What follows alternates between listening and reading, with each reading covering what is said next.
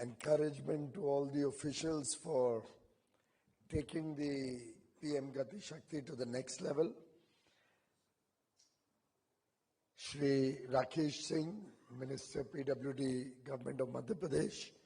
Shri Shankar Lalwani, Honorable Member of Parliament from Indore. Shri Vinay Thakurji, Special DG, BISAC. Shri Manoj Chaudhary ji, Vice Chancellor, GatiShakti Vishwavidyalaya. Our colleague Shri Pankaj Kumar, Joint Secretary, DPIIT.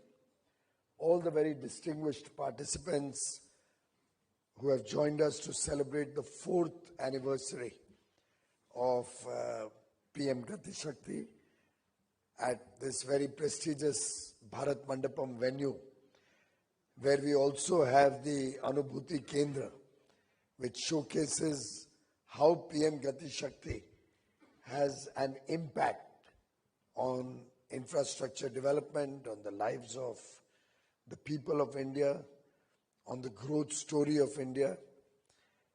Distinguished ladies and gentlemen, as we are all aware, this path-breaking initiative was launched 4 years ago on this very day. It was Durga Ashtami that day, and I remember Prime Minister Narendra Modi had said in the program, which was also held at Bharat Mandapam, that PM GatiShakti, in some sense, brings the power of Ma Durga into national development. Ma Durga is the symbol of strength, is also revered as a protector of all of us, all of mankind. And PM GatiShakti, which brings speed and strength, गति भी लाता है, शक्ति भी देता है. और PM GatiShakti के जो अलग अलग गुण अभी तक के पूर्व के वक्ताओं ने बताया, उससे इतना तो ध्यान आता है कि ये साधारण योजना नहीं है.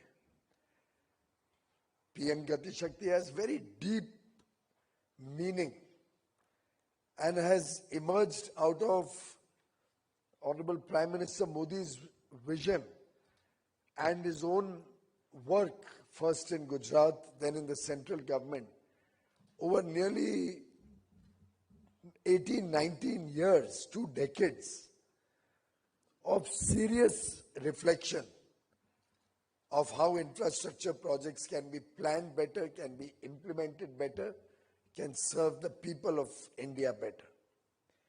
In his 24 years of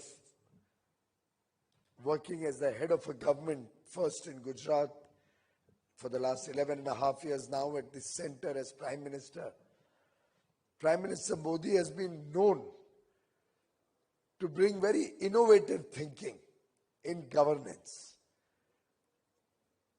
is known to have a vision to make the country a prosperous and developed nation.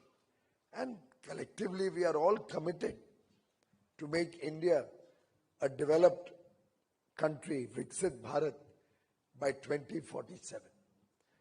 But the pathway to Viksit Bharat 2047 has a big role that PM GatiShakti has been playing and will continue to play in the years ahead.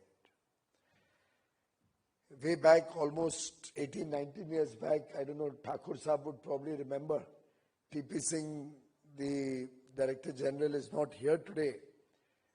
Otherwise, he could have recounted his early days of working with Prime Minister Modi in Gujarat, when the Prime Minister used to often worry about government projects not getting the same amount of outcomes, not being implemented on time, not necessarily planned efficiently or effectively. Often time and cost overruns were the bane of infrastructure projects. Also, planning was often haphazard, incomplete. Prime Minister Modi believes in holistic planning and timely implementation in an efficient manner of all work of government, including infrastructure development. It's not only about infrastructure development. He believes the social development of an area, the infrastructure development of an area, the long-term economic growth imperatives of the nation, all of them should be thought through in a very comprehensive manner. And therefore, the Honorable Prime Minister, when he launched PM GatiShakti, had said that with the resolve of Atmanirbhar Bharat, the foundation for the next 25 years is being laid. And truly, the PM GatiShakti has acted as a bridge between macro planning and micro implementation.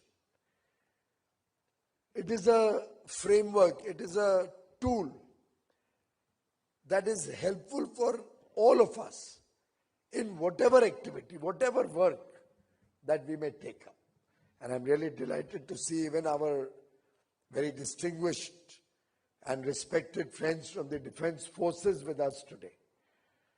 Because PM GatiShakti transcends every sector of government and governance. In fact, Mr. Thakur was just telling me there's a dedicated center of BISAC working only to support the defense establishments.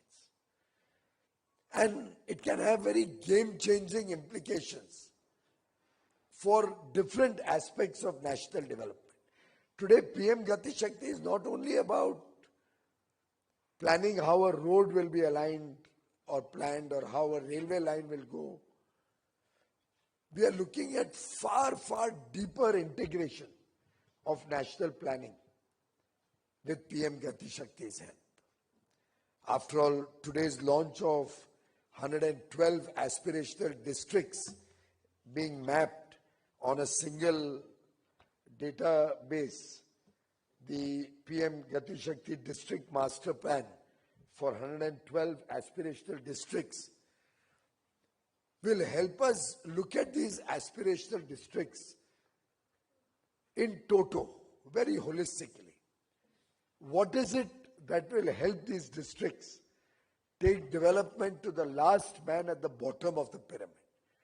Ultimately, if we are looking at a prosperous India, it can only happen on the back of inclusive growth. समावेशी विकास जब तक नहीं होगा, देश के 140 करोड़ देशवासियों तक विकास नहीं पहुंचेगा, तो देश का विकास पूरा नहीं हो सकता. देश के विकास की कमियां पूरी नहीं हो सकती. And therefore, even as a tool for area approach planning, that is the whole complete planning of an area, so that every citizen in that area, every business, every industry in that area will get the benefits of all aspects of life, whether it's healthcare, whether it's education, whether it's efficient logistics for businesses, whether it's industrial development of the area, environmental planning, safety and security, harnessing the potential of minerals or mineral wealth, harnessing the potential of power generation through renewable sources. It could be solar, it could be wind, it could be pump storage, it could be hydro. In some sense, the PM GatiShakti changes this piecemeal planning that we had seen in the past. The inefficient infrastructure development which often saw years and years of delay and hundreds and thousands of crores of cost overruns, changing to an era of efficient management of projects, efficient utilization of resources of the country, allocation of resources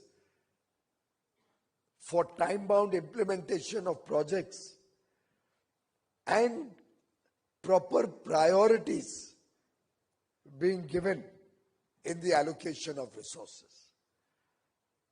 So there was a time where you would find that there's an industrial area, but no rail connectivity to that industrial area. The road systems would be inadequate. There would be no connectivity to the port. And industry would suffer. Industry's logistics costs would go up.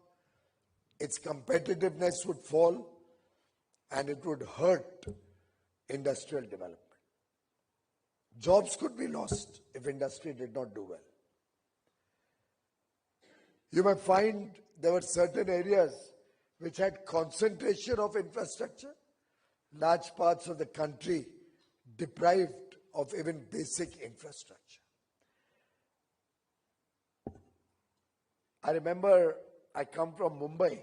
We have a port outside Mumbai, the JNPT, Jawaharlal Nehru Port Trust runs that port. Our friends from Port Ministry or Shipping are also here. And I used to be running an industry, I'm talking of the 80s and 90s, in which we were exporting products from JNPT port. We had a very good road connectivity or a highway till about 15 or 20 kilometers away from the port. But the last 15 or 20 kilometers were a nightmare, nearly impossible to navigate. So much so that if I ever had to go to the port for any reason, I would not take my regular car also. Because if you take your regular car, it will get so badly messed up that you may need a lakh of rupees of repair in that car at the end of one trip to JNPT. And for years, the situation didn't change. It remained a pothole-filled, terrible road. Road कहाँ थी और खड्डे कहाँ थे वो तय करना बड़ा मुश्किल था. छोटी बात है, पर कभी किसी के संज्ञान में नहीं आया. कभी किसी ने ये नहीं सोचा कि हर पोर्ट को कैसे हम रेलवे और हाईवे की कनेक्टिविटी अगर अच्छी देते हैं तो लॉजिस्टिक्स स्मूथ होगा, मटेरियल फ्लो फास्टर होगा, इंपोर्ट एक्सपोर्ट को लाभ होगा, भारत की अर्थव्यवस्था और गति से आगे बढ़ेगी. अभी मैं रिपोर्ट में देख रहा था सोशल सेक्टर में कैसे इंपैक्ट होता है. जन औषधि केंद्र, माननीय प्रधानमंत्री नरेंद्र मोदी जी ने प्रधानमंत्री जन आरोग्य अच्छा करने के लिए, सुधारने के लिए दो प्रमुख योजनाएं देश के समक्ष रखी. एक तो आयुष्मान भारत, जिसके तहत आज लगभग 70 करोड़ से अधिक लोग मुफ्त में अपना इलाज अस्पताल में करवा सकते हैं.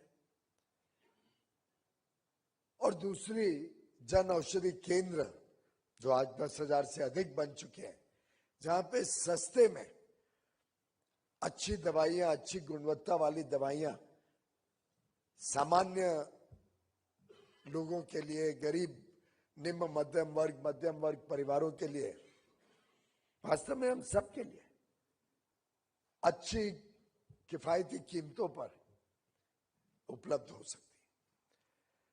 अब आप कल्पना करिए कि 70 करोड़ लोगों तक, और दुनिया में इतनी बड़ी संख्या को कभी कोई सरकार मुफ्त में इलाज दे नहीं पाई है, कोई इंश्योरेंस कंपनी भी नहीं कर पाई है. ये हिम्मत का काम था। लेकिन आप कल्पना करिए कि 70 करोड़ को तभी पहुंच पाएगा जब पर्याप्त मात्रा में अस्पताल रजिस्टर्ड हो, जिसपे व्यक्ति जाके अपना आयुष्मान कार्ड दिखा के इलाज करवा सके। आज 30,000 से अधिक अस्पताल आयुष्मान भारत में सेवा दे रहे हैं, लेकिन जब उसका मैपिंग पीएम गति शक्ति पे हो जाता है तो ये ध्यान में आता है और उसके हिसाब से नए अस्पतालों का रजिस्ट्रेशन हो सकता है कि अगर कोई एरिया अंडर सर्व्ड है, अस्पताल कम है, जनसंख्या के आधार पर, आयुष्मान के लाभार्थियों के आधार पर क्या पर्याप्त अस्पताल, और अस्पताल में भी हर प्रकार की सेवा, कार्डियोलॉजी हो, कैंसर केयर हो, डायलिसिस हो, क्या अलग अलग सेवाएं उपलब्ध हैं। अब ये एक प्रकार से बहुत पुण्य का काम है, सोशल ऑब्जेक्टिव बड़ा मीट करता है, पर जब गति शक्ति पे इसको मैप करते हैं और उसके साथ साथ जनसंख्या भी मैप्ड है और उसके ऊपर आयुष्मान के लाभार्थी मैप्ड है, तो आप एक प्रकार से देश भर में अच्छी सुविधाएं सभी को उपलब्ध हो, इसको सुनिश्चित कर सकते हैं। इसी प्रकार से आज जन औषधि केंद्र कहां खुलना चाहिए, कहां कमी है, इसकी प्लानिंग भी पीएम गति शक्ति पे सब जन औषधि केंद्र मैप करने के बाद अब हेल्थ मिनिस्ट्री उसकी प्लानिंग अच्छी तरीके से कर पाती है। कहने का तात्पर्य यह है कि एक बहुमुखी सोच जो प्रधानमंत्री नरेंद्र मोदी जी ने पहले गुजरात के कार्यकाल में गुजरात के लोगों को लाभ दिलवाया और तभी उन्होंने ये बाइजैक की कल्पना की थी, तभी उन्होंने कल्पना की थी कि स्पेस टेक्नोलॉजी कैसे भारत के विकास, उन दिनों गुजरात के और फिर केंद्र में आने के बाद भारत के विकास के लिए कैसे स्पेस टेक्नोलॉजी और ये डेटाबेसेस काम में लाए जा सकते हैं और देश के विकास को गति दी जा सकती है। नहीं तो हैपहैज़र्ड डेवलपमेंट से कोई देश विकसित नहीं बन सकता। और 2006 से ही 7 से ही माननीय प्रधानमंत्री जी ने बाइजैक को डेवलप करना शुरू किया। पहले गुजरात में अलग अलग प्रकार के डेटाबेसेस कलेक्ट हुए, गुजरात की प्लानिंग उसके माध्यम से अच्छी तरीके से की गई और हम सब जानते हैं गुजरात पहला राज्य था, 100% हर गांव तक, हर घर तक, हर खेत तक बिजली पहुंचाने का काम वहां पे किया गया। हम सब जानते हैं कि इंडस्ट्रियल डेवलपमेंट में जो गुजरात की गति रही गत 20, 22, 25 वर्षों में अद्भुत रही। शुरू किया, पहले गुजरात में अलग अलग प्रकार के डेटाबेसेस कलेक्ट हुए, गुजरात की प्लानिंग उसके माध्यम से अच्छी तरीके से की गई और हम सब जानते हैं गुजरात पहला राज्य था, 100% हर गांव तक, हर घर तक, हर खेत तक बिजली पहुंचाने का काम वहां पे किया गया। हम सब जानते हैं कि इंडस्ट्रियल डेवलपमेंट में जो गुजरात की गति रही गत 20, 22, 25 वर्षों में अद्भुत रही। हमें याद है एक जमाना था कि अगर सूरत में प्लेग आता था या कच्छ में भूकंप, तो कैसे सरकारी व्यवस्थाएं उसका सामना करती थी। और अब जब नेचुरल डिजास्टर देश में किधर भी आता है, यहां तक कि कोविड का भी सामना करने में भारत की सक्षमता, भारत की काबिलियत में कितना बड़ा परिवर्तन आया है मोदी जी के कार्यकाल में, ये सब हमने खुद अनुभव किया है, हमने सबने अपने अपने क्षेत्र में देखा है। Even logistics costs is something that used to hurt the competitiveness of industry. There was recently a report which demonstrated that logistics costs have started coming down quite drastically, particularly with last mile connectivity improving. So earlier, if you had a coal mine, you would mine the coal, load it into a truck, take it to the nearest railway siding, unload it onto a truck wagon, then take it to the nearest point to a power plant, again unload it to a truck, take it to the power plant, and keep it there or unload it there for final use. Imagine the inefficiency not only in the logistics costs, but also in the leakage in the system, the material getting lost in transit for a variety of reasons, sometimes even because of the rains or just falling by the wayside in heavily loaded trucks. Simple last mile connectivity at the mining site so that mining areas are having their own railway siding, and at the coal plant site so that coal plants have the power plant site so that power plants have a siding bringing coal right up to the power plant can make such a dramatic difference to the cost of electricity, because logistics cost comes down, that industry has to pay, that each one of us has to pay in our day-to-day lives. And across the country, ministries, states, town planners, PWD department, Rakeshji just explained how in many areas they've been able to utilize PM GatiShakti. Everybody can benefit. And I think over the last 4 years, the multifarious areas in which PM GatiShakti has expanded, and we've experienced that today, whether it's the Compendium Volume 3, which comes up with various initiatives which demonstrate how PM GatiShakti is impacting our lives, whether it's the new initiative the Honorable Prime Minister had suggested and then it was announced in the last budget, and I'm happy that BISAG and the department have prepared themselves so that the public also can start using the databases of PM GatiShakti through the unified geospatial interface.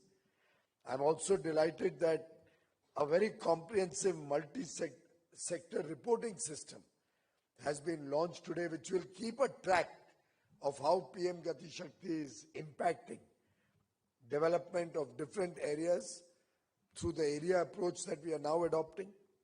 Also, the decentralized data sharing module will help us in making sure that data is available also, and it's equally important now for everybody to ensure that data is up to date. A layer of data may be prepared maybe 3 or 4 years back, but has to be periodically kept updated. Otherwise, planning can again go wrong. You may have data of all high-rise buildings based on which you plan the funnel of an airport. But in the last 4 years, a new high-rise building may have come up. If that is also not mapped and databases kept updated, you may end up making a whole airport and a runway with a funnel planned not to hurt anybody. And when you are ready to start operations, you don't know whether airport will not work or that high-rise has to be broken down. Both are equally bad. And therefore, updated databases for which proper dashboards are needed will also help us in our planning, in the data that we share with the public.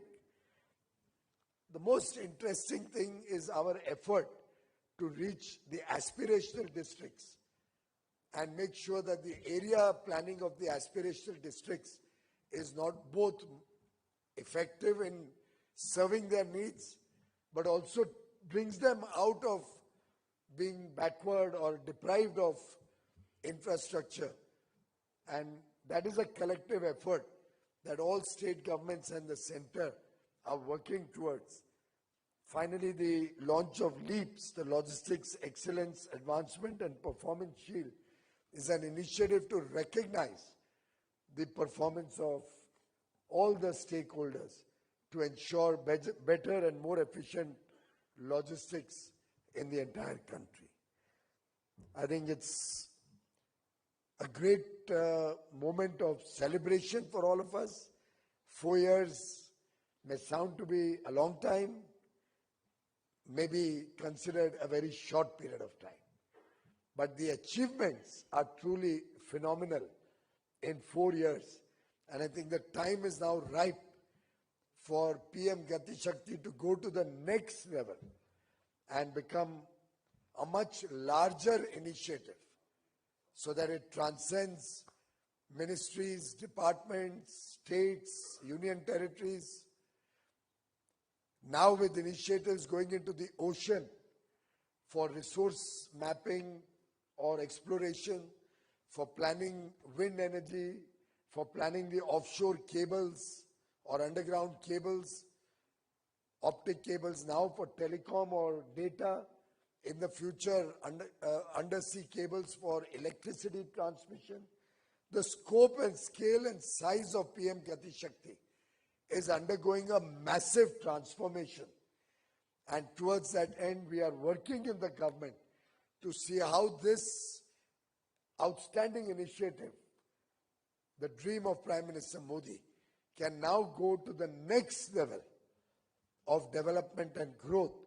And we are all working to take this beyond physical infrastructure, beyond social infrastructure, to much larger levels of interface with the people, interface with industry, interface with governments and infrastructure planners, and in some sense, making this a centerpiece of national development, of human development, and a tool which will take India towards greater heights, towards becoming Viksit Bharat 2047, a prosperous and developed nation by the time we celebrate 100 years of independence.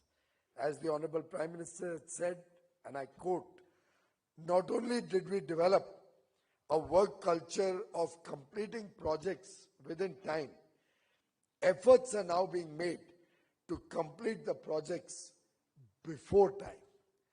And I think collectively, if all of us were to leverage the huge strengths that PM GatiShakti brings on the table, I'm told at about 3:30 in the afternoon, all of you are going to go and witness at the Anubhati Kendra next door how this has really transformed our working in different areas. Ye Anubhuti, this experience will help you also shape your own plans of leveraging PM GatiShakti smarter and better in the future. So let us all, friends, dedicate the 4th anniversary, and as we enter into the 5th year, to making PM GatiShakti a tool of national development towards Viksit Bharat 2047. Let us all learn from the lessons of the past. Kindly read this compendium carefully. I think there must be a digital print also, which you can easily download on your phone or your laptop and see at leisure, because every success story will give each one of you ideas for the future, ideas to converge your plans and your vision into reality. I wish all of you the very best in your engagement with PM GatiShakti. I wish you and your families a very, very happy festive season. We are celebrating Diwali next week. We'll be having Govardhan Puja. We will be having Bhai Dooj. In some parts of the country, a new year being celebrated. We'll have Chhat Puja from 25th to 29th of this month. So it's truly a period of celebration that we are getting into. With these celebrations, as we celebrate the 4th anniversary of PM GatiShakti, My warmest wishes to each and every one of you, and prayers for a very healthy, safe and secure future for you, your families, and for the 140 crore Indians. Thank you.